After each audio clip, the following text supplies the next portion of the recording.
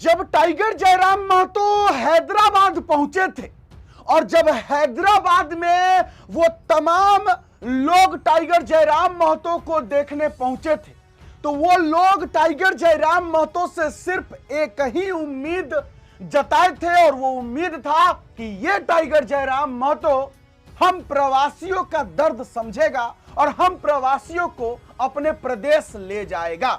Tiger Jairam Mahato जब Victoria garden Hyderabad पहुंचे थे, तो जो भीड़ टाइगर जयराम महतो को देखने के लिए उमड़ी थी, वो तमाम भीड़ एक ही उम्मीद में थी। वो तमाम प्रवासी मजदूर भाई एक ही उम्मीद में थे कि ये टाइगर जयराम महतो जिस दिन मुख्यमंत्री बनेंगे या फिर अभी क्यों एक विधायक ही क्यों ना हो, हम प्रवासियों का दर्द समझेंगे। प्रवासियों का दर्द सिर्फ इतना सा है कि हमें अपना देश लौटा दो। टाइगर जयराम महतो ने गाना गाते हुए शुरुआत किया था, वो वीडियो आप देख चुके हैं। प्रवासियों का सबसे बड़ा दर्द सिर्फ यही है कि वो अपने परिवार से बहुत लंबे समय तक दूर रहता है।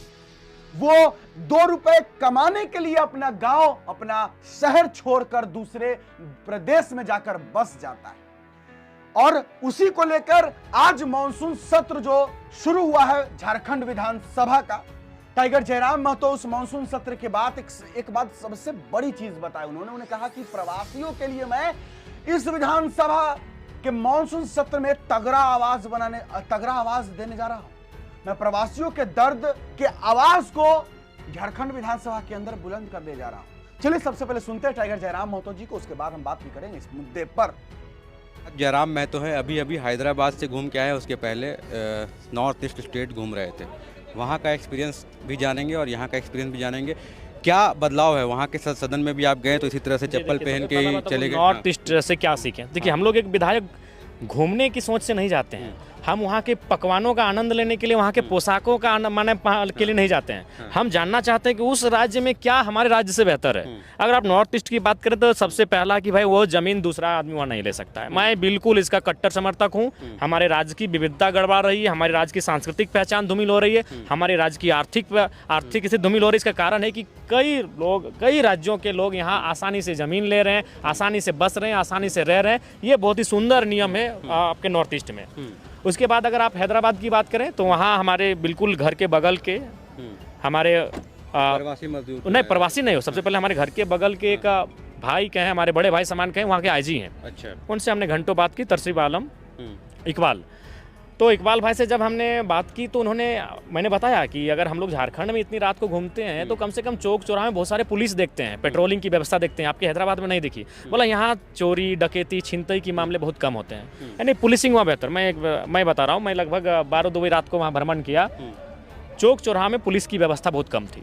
जिस प्रकार झारखंड में चौक चौराहा में पुलिस की व्यवस्था होती है, वहाँ बिल्कुल हैदराबाद में कम थी, यानी पुलिसिंग जो व्यवस्था थी बहुत ही फर्स्ट क्लास थी।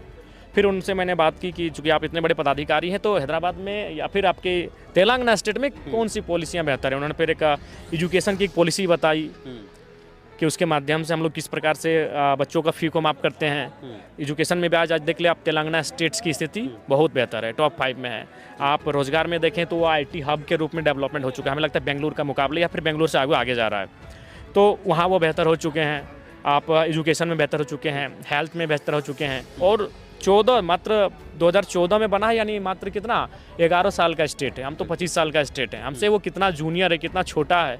और दूसरा बात, कोई प्राकृतिक संसाधन नहीं उसके पास, उसके बाद भी इतना ग्रोथ होना बहुत ही इंपॉर्टेंट है। आप लगातार प्रवासी मजदूर के मुद्दा उठा रहे हैं। आपके ही बगल में बगोदर में 5 जो मजदूर हैं अभी भी फंसे हुए हैं नाइजर में।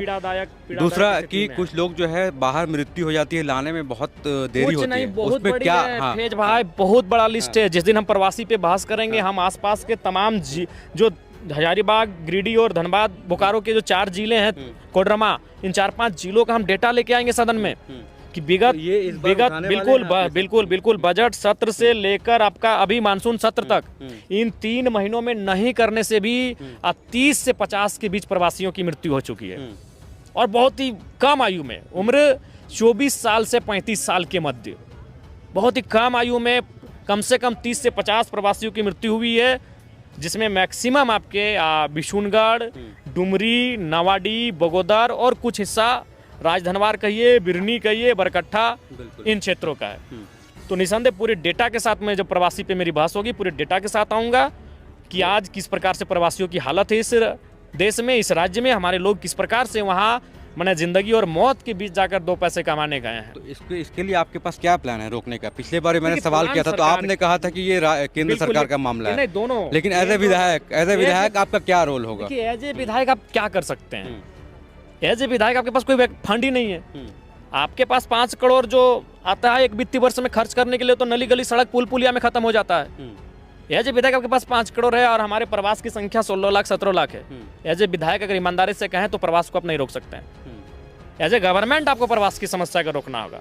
सरकार उस दिशा में कैसा सोचती है? फंड सरकार के पास है, योजनाएं सरकार के पास है, सिस्टम सरकार के पास है। उस सिस्टम को सरकार डेवलपमेंट कैसे करती है, वहां प्रवास की समस्याएं रुकेंगी। एक विधायक क्या कर सकता है? ज्यादा से ज्यादा 4 लोगों को अपने साथ रख सकता है 5,000 रुपया देके, उससे प्रवास की समस्या का समाधान नहीं होगा। तो फिर अभी आप जो हैदराबाद गए हैं वहाँ पे तो बहुत लोग आस लगाए हुए होंगे कि बिल्कुल। जयराम जी मुझे वापस बुलाएंगे, सरकार से फाइट तो करने के वो लिए। क्या कर रहे वो हैं? आस इसलिए लगाए कि जयराम जी का सरकार में कब आए नहीं आए वो अलग बात है। हाँ। लेकिन आज वो विधायक भले वो भी जानते हैं कि सरकार से विधायक लड़ता है, विधायक बहस करता है। एक विधायक का योगदान होता है विधि बनाने में, एक विधायक का उस बहस का योगदान होता है। तो ये अपेक्षा लगाए हैं कि इस सत्र में जयराम जी सरकार से हमारे लिए बहस करेंगे, सरकार से हमारे लिए तर्क पर प्रस्तुत करेंगे, सरकार से जयराम जी हमारे लेंगे। बिल्कुल। एक चीज़ और, आपने अभी जो अपना 75% जो दिया था कुछ छात्रों को, उस पर भी कई विवाद हुआ था कि इतना टेंट क्या लगा है, ये अच्छा, आज लेकिन के अच्छा, डेट वो काम में बहुत सराहना हुआ है आपका, सराहना बहुत की। अच्छा आज काम तक किया। 25 हाँ। वर्षों में किसी ने अपना निजी सैलरी थोड़ी दिया है। हम्म। निजी सैलरी फेज भाई, IAS IPS की तनख्वाह नहीं है 1,60,000 रुपए। और अगर हम सांसद ढूलू महतो होते हैं, विधायक मोथरा महतो होते हैं, हम सांसद चंद्रप्रकाश चौधरी होते हैं और अगर डोनेट करते तो समझ में आता। वो मंत्री रह चुके हैं, कोई 3 बार विधायक, अभी सांसद, भाई भी विधायक। हम नया विधायक हैं, अभी कहाँ घर में पानी चू रहा है। और 1,60,000 रुपया, यहाँ कलेजा बाहर आने वाला बात है। बिल्कुल कलेजा बाहर आने वाला था। IAS IPS की उतनी सैलरी नहीं होती, उतना हम डोनेट कर रहे हैं। तो इसको कंटिन्यू रखेंगे? बिल्कुल, ये कंटिन्यू है, वचन है। बिल्कुल सही कहा हमारे टाइगर जयराम महतो जी ने। टाइगर जयराम महतो जी ने जो शुरुआत में कहा कि हम विधायक, अब उन्होंने तो हम विधायक कहा, लेकिन हम बाकी विधायकों का नाम नहीं लेंगे कि वो किस लिए दूसरे प्रदेश जाते हैं, दूसरे विधानसभा को घूमते हैं। मैं दूसरे विधायकों का तो नाम नहीं लूंगा, मैं टाइगर जयराम महतो का नाम लूंगा।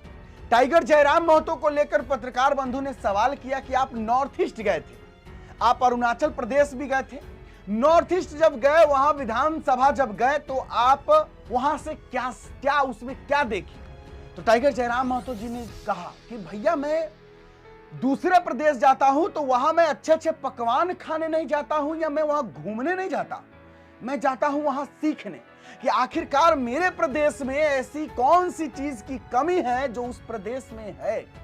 जैसे कि उन्होंने देखा कि नॉर्थ ईस्ट में कोई बाहर का इंसान जमीन नहीं ले सकता है। और ये टाइगर जयराम महतो ने खुद कहा ना, आपने देखा वीडियो क्लिप में, उन्होंने कहा कि मैं इसका सपोर्टर हूं, मतलब पुरजोर समर्थन दे रहा हूं कि किसी भी प्रदेश की जो जमीनें हो वो कोई बाहरी प्रदेश के लोग नहीं खरीद सके आसानी से। क्योंकि अगर कोई भी बाहरी अगर किसी भी दूसरे प्रदेश में जाकर बसता है तो जाहिर सी बात है कि वो बाहरी जो लोग होंगे उनकी भाषा अलग होगी, उनकी संस्कृति अलग होगी, उनका पहनावा अलग होगा। और अगर वो वहां जमीन लेकर रहने लगते हैं, बस जाते हैं, तो वो वहां पर की संस्कृति में मेल नहीं खाएगा। और इससे जो अगर धीरे धीरे करके और बाहर के लोग वहां बस जाए तो जो उस जमीन की, जो उस समाज की संस्कृति है वो धूमिल होते जाएगी और खत्म हो जाएगी। और झारखंड के लिए भी यही बात सही है, क्योंकि झारखंड की जो सभ्यता और संस्कृति रही, झारखंड आदिवासियों का प्रदेश रहा, आदिवासी, अब आदिवासियों की जिंदगी कैसी रही और आज झारखंड में जिंदगी कैसी हो गई आपको पता हो। क्योंकि जब बाहर के लोग, कहीं भी दूसरे प्रदेश के लोग अगर झारखंड में आकर बसते हैं तो जाहिर सी बात है कि वो अपना भाषा लेकर आएंगे, अपनी संस्कृति लेकर आएंगे, अपना रीति रिवाज लेकर आएंगे। और इससे झारखंड की जो पहले से चलती आ रही रीति रिवाज, संस्कृति, सभ्यता है वो न कहीं खत्म होते चली जाएगी और इससे झारखंड प्रदेश का अस्तित्व खत्म हो जाएगा। मैं सिर्फ झारखंड की बात नहीं कर रहा हूं, मैं किसी भी प्रदेश की बात करूं तो हर प्रदेश का अपना संस्कृति सभ्यता होता है, अपना रीति रिवाज होता है।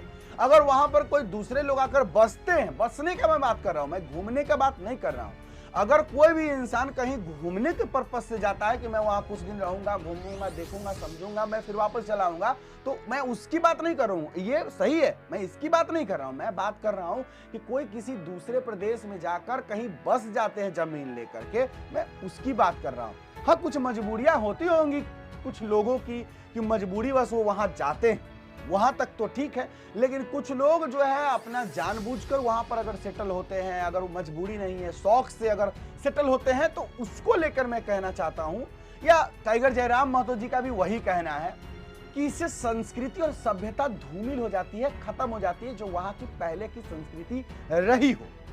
टाइगर जयराम महतो प्रवासी मजदूरों के लिए विधानसभा में आवाज उठाने जा रहे हैं, पुरजोर तरीके से उन्होंने कहा भी।